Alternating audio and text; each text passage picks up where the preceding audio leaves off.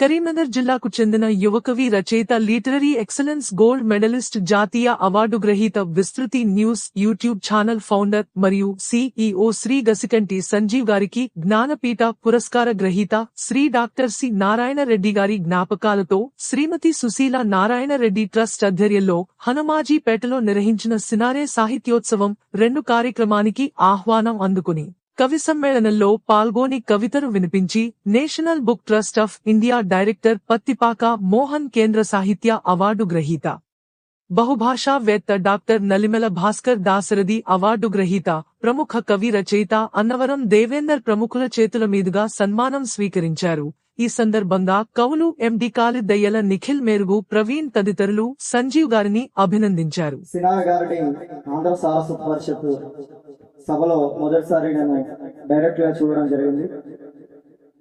వారిని కలిసినప్పుడు వారు నా కవిత చూసి ఇంకా సరిదిద్దుకొని ముందుకెళ్లాలని ప్రోత్సహించారు.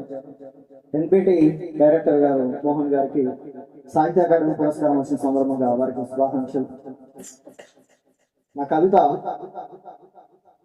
శీర్షిక నా కలం నా కవిత్వం.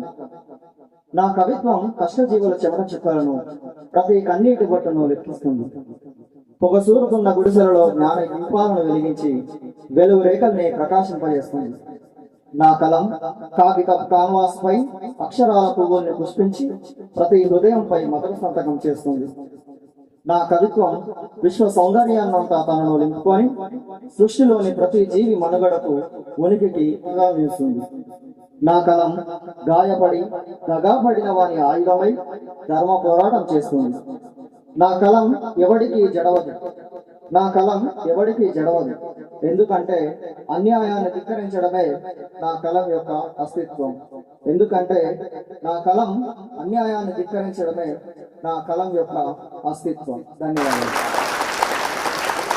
అమృతం కురిసిన రాత్రి ఈ పుస్తకం గుర్తు తెచ్చింది. పిల్లకు రాసి తను కూడా తన పోయంలో నా కలం అనే కవిత ఉంటుంది.